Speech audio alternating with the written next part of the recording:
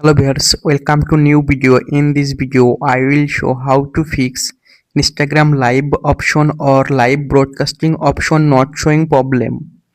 Let's see how to fix this problem. Open on phone setting, scroll down, tap on apps,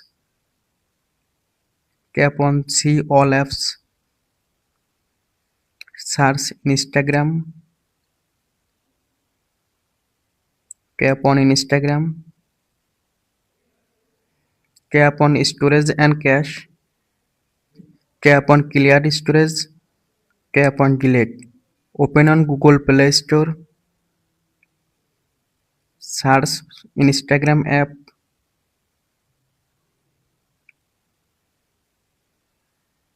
update Instagram app.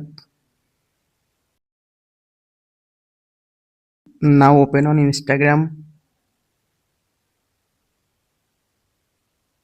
tap on profile icon, tap on three dot menu,